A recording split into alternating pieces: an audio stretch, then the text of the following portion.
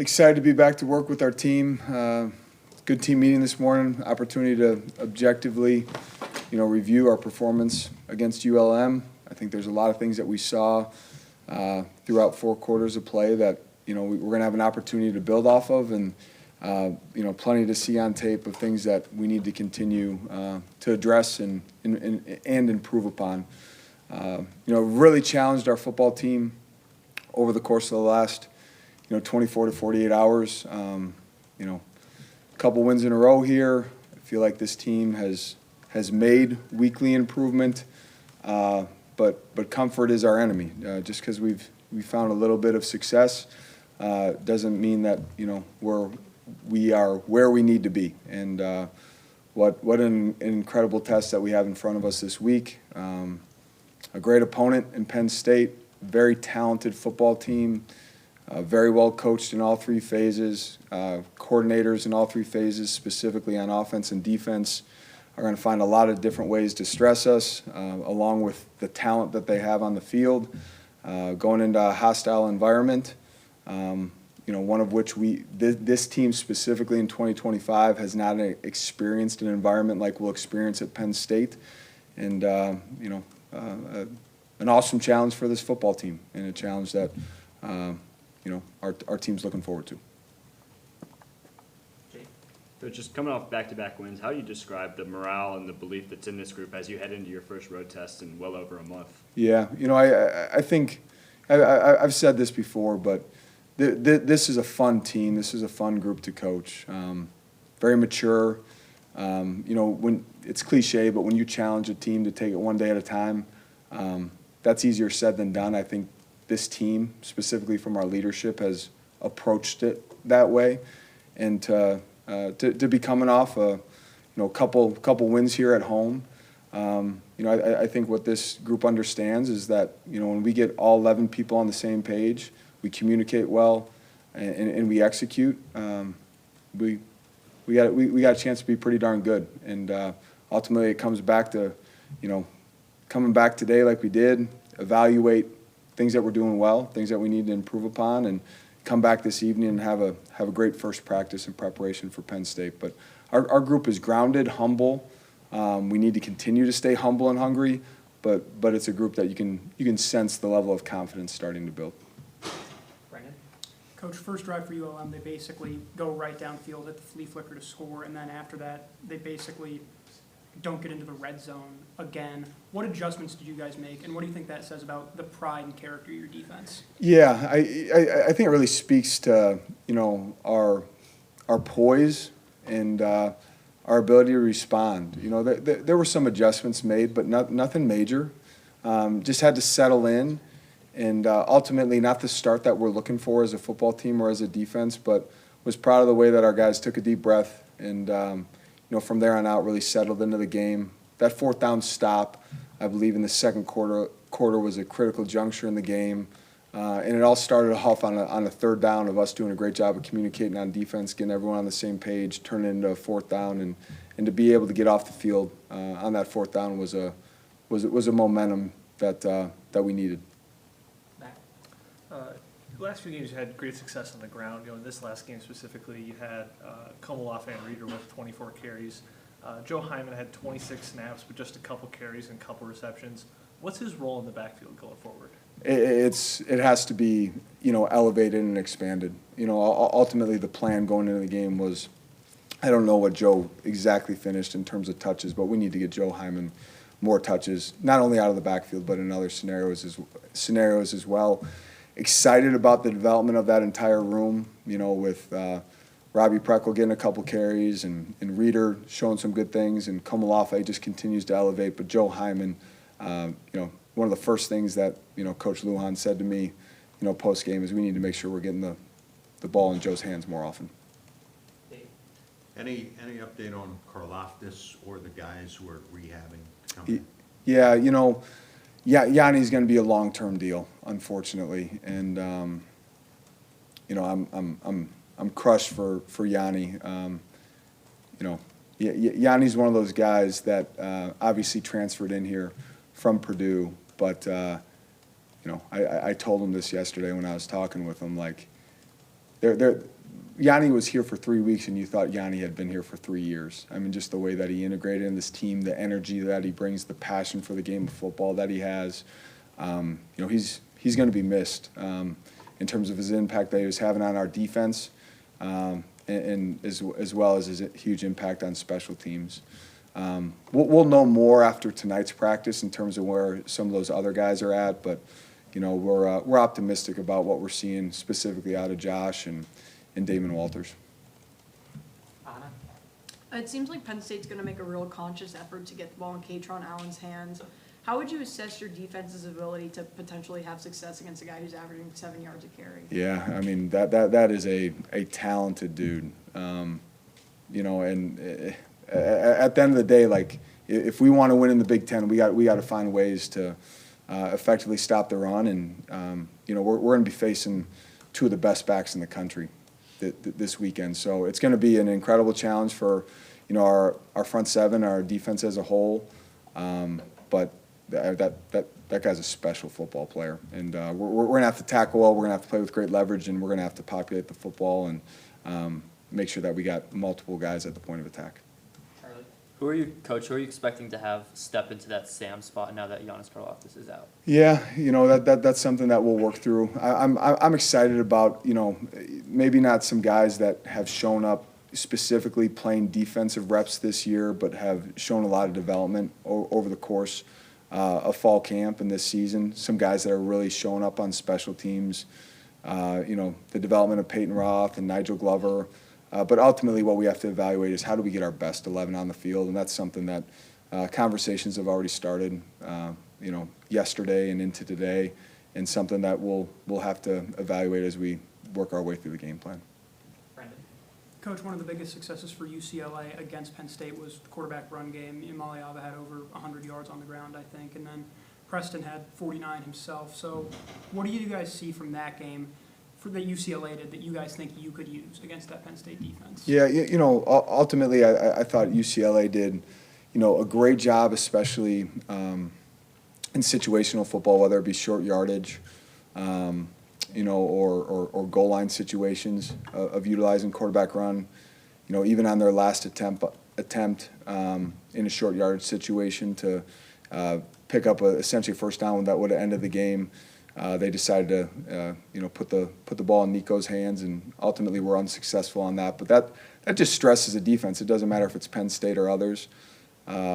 Nico was incredibly effective, especially on third down, with his ability to scramble, things that we experienced when we went against Nico. It has been really encouraging to see Preston's development in terms of understanding whether it be extending plays to throw the ball, extending plays and making wise decisions to throw the ball away, or extending plays and taking off with his feet. And he's proven over the course of the last couple weeks that he can utilize his legs to be a threat and be a weapon, and that's something that needs to continue. I don't think Preston's anyone that we're ever going to go into a game plan saying that we're going to intentionally carry him a bunch, but he definitely can utilize his athleticism to be efficient and keep us ahead of the chains. Coach, I believe based on participation reports that John Stevens has played in all 5 games so far. You also have Elijah Jones at 4 games. Those are both 2 true freshman guys that are contributing, but also not always starting with the first guys if they're healthy. Are you operating under the expectation that the redshirt rule is going to change soon? And can you kind of talk about your process of getting those guys so many early reps? Matt, it has to change. I don't know if it was last week we talked about this or previously, but roster size is shrinking down. The way that we're currently structured with red shirts and playing up to 4 games and opportunity to get into the college football playoff, where now you're not just playing 12 games, but just the season as a whole. And I know those games in the playoff don't count, but ultimately, just the entire scope and how things have changed so dramatically in the last couple of years, for us to be operating off a system that was put in place years ago, it has to change. We've been really transparent with our football team that ultimately, if you've positioned yourself to help this football team and you're the best person for the job, whether it be on special teams or defense, you got to be ready to play. And ultimately, in terms of the way that we're structured and the rules and governance that goes over it, we need to get we need to get rid of redshirting. It's in the best interest of our young student athletes to not be navigating that. And to be honest with you, trying to navigate that with roster sizes shrinking from a roster management standpoint just is not sustainable. Coach, what went into the decision to give Reeder that uptick in carries at the start of the second half? And on a more general note, how would you describe just the strides you've seen him take from the start of the season to how he's carrying himself now? Yeah, you know what, Coach Thompson does a great job of, working through that on the front end in terms of having a good plan. There definitely was an intentionality behind trying to get him some carries and get him in a rhythm. The amount of carries that he ended up with was probably more than we initially planned, but the way that the game went with the game flow and where the score was at in the fourth quarter led to a few more carries than we anticipated. But I can't speak highly enough of the progress that we've seen out of Deshaun. And the fun part is he ended up leading our team in rushing, but he's also someone that is consistently standing out on special teams, specifically on our kickoff unit. It's a credit to the young man, his willingness to be honest with himself, take constructive criticism, and get to work. The summer that he had, the fall camp that he had, it's all showing up on the field right now. Ted? Coach, you've had the good fortune of seeing two quality teams face Penn State. Started with Oregon. You faced Oregon. They did as well. UCLA, which someone just brought up.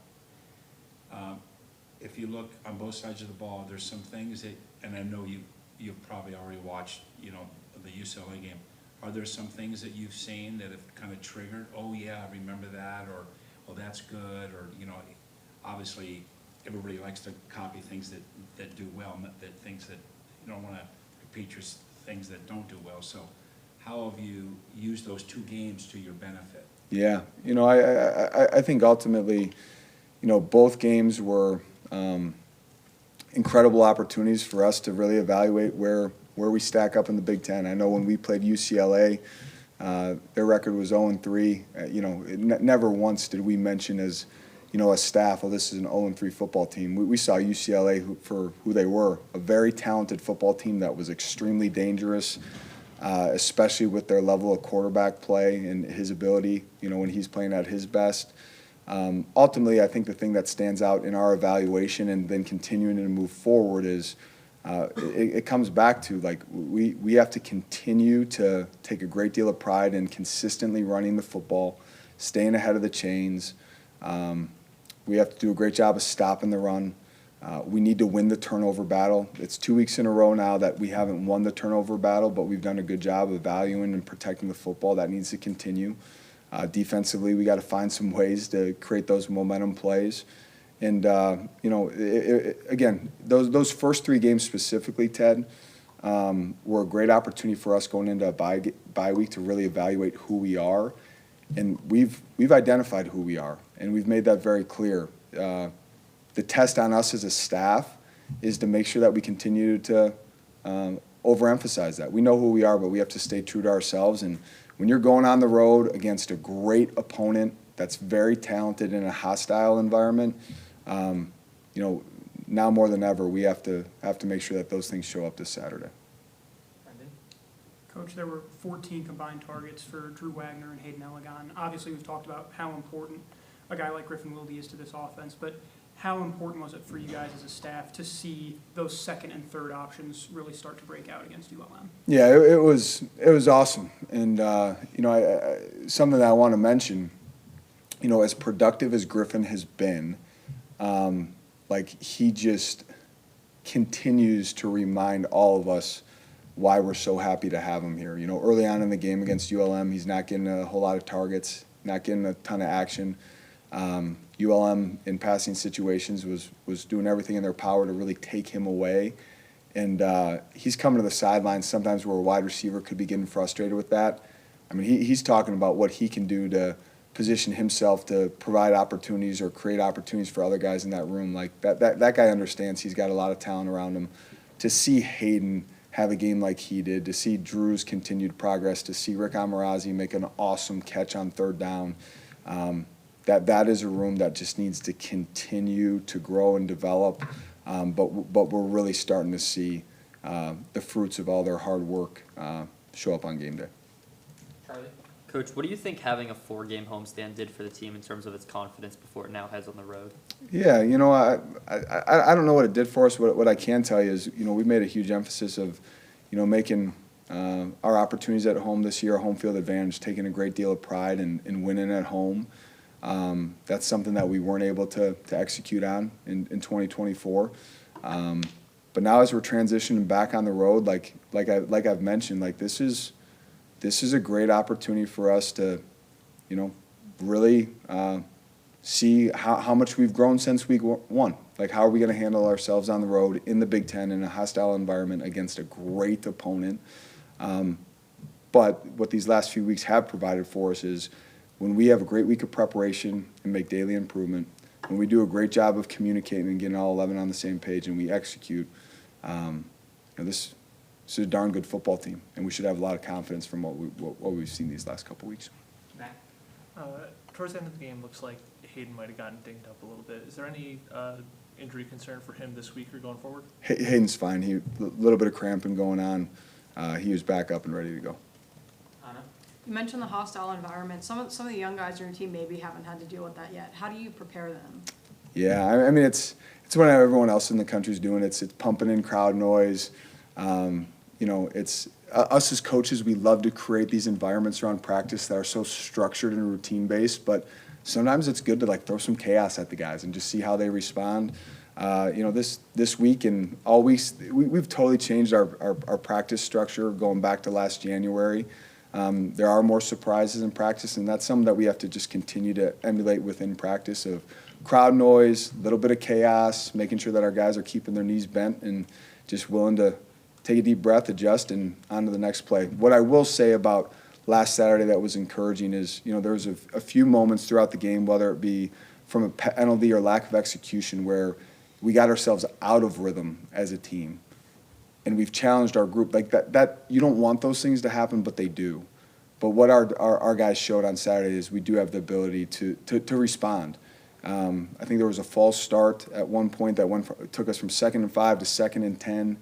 You know, we were in a great situation. Well, shoot, the following play, Preston, you know, throws a great pass with great timing to Drew Wagner, and we pick up a first down. Again, in an environment like this, there are going to be a few plays along the way where maybe we do have a setback or there is a TFL, and our guys need to continue to remind themselves that they're built to respond in those situations. Coach, last season Jackson Carcella started as your backup center. Obviously was called in relief a few games into the year. How would you characterize the progression you've seen out of him to this point where he's established himself as one of the top centers even in the conference? Yeah, I mean, it's tremendous. You know, like, again, he's another incredible example within this program of guys just taking it one day at a time and trusting the development, and when there's number is called, being ready for that moment. And the progression that we saw over the course of the season last year out of Jackson was really encouraging. But to see him take it up just a whole nother level this season, the leadership element that he brings to that room, the consistency that he brings to that room, that's a young man that should be really, really proud of himself. And also, like, Jackson knows this too, like there's even more in the tank. You know, like, I mean, he just continues to get better and better, and really excited to see the progression that he's going to continue to make throughout this season. Coach, you talked about staying in rhythm, staying on schedule. Preston did a great job of that against ULM, wasn't sacked, 1.7 passes in a row. Going into that hostile environment, like you've talked about, what are you going to need to see from him to make sure that he's keeping the offense on schedule? You know, again, it's going to be a repeated answer, but again, just continue to play within himself, not feel like every play has to be perfect, not feel like, you know, he has to go win us the game. The dude is a winner. Like, he's proven that prior to his time here and now in his time here at Northwestern. But, you know, just operating efficiently, you know, not putting the ball in danger, not trying to force things. And, you know, I think what you start to see with that offense right now is a bunch of guys that are looking at one another, knowing that they can count on one another, whether it's, you know, the establishment of the run game, which opens up play action opportunities, or, you know, Preston made a couple very, like, smart, calculated decisions to, you know, give our wide receivers one-on-one chances on Saturday, and trusting those guys to ultimately have it be one of three things. It's a completion for the Cats, it's an incompletion, or it's a PI. There was a PI called on Griffin Wilde on a one-on-one deep ball. But really excited to see just the level of comfort that Preston's starting to operate at within our offense. You talked after UCLA about, frustrating your team didn't close better and maybe win bigger. They were winless at the time. When you see that they then go and beat a team like Penn State, does it make you feel a little, I don't know if feel a little better is the right term, but does it make you feel better looking back in the game, looking at some of those mistakes, but knowing that team, went on to go and do that? Yeah, it doesn't make me feel any better. Ultimately, one of the things that I'm proud of in terms of the progression that we made against ULM is not out of the gate, but we got ourselves back to a tie football game. We took the lead.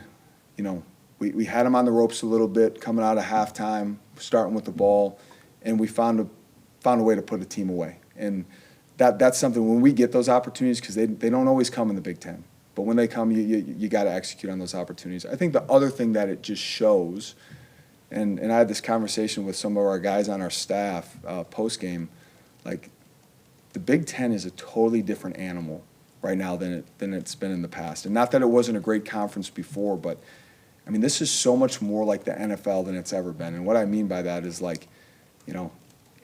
any given Sunday in the NFL, well, in the Big Ten, it's any given Saturday.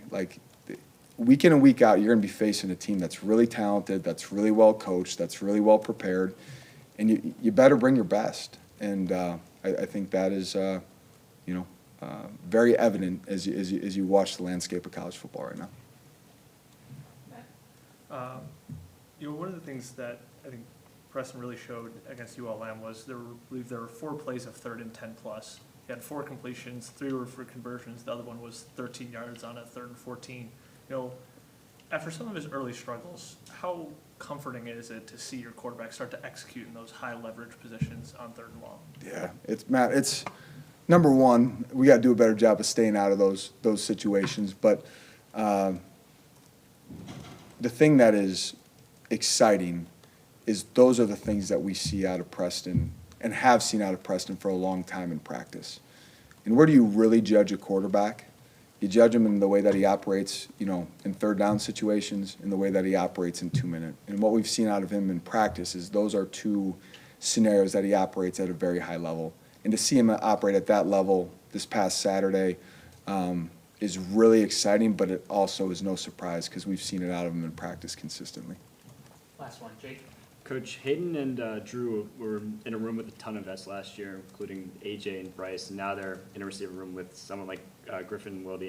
What have you seen them pick up from those guys, and how do you think that has allowed them to build the success that they had this past Saturday? Yeah, it's always great to have someone to call a mentor or model yourself after. And I think the best find ways to take something from each guy that they get a chance to be around, taking something from Bryce, taking something from AJ, Griffin comes in as a transfer, picking things up from Griffin.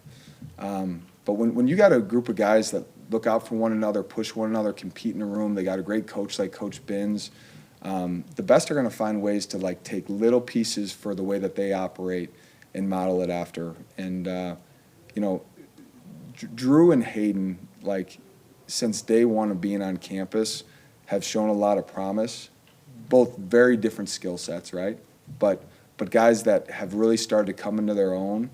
And, I think one thing that stands out in that room right now that's really encouraging to me, specifically talking about Bryce and AJ and Griffin, the 3 things that those guys all had in common was their urgency and excitement to go practice and their urgency to make sure that they were available to practice. And when you get opportunities to practice, you get better.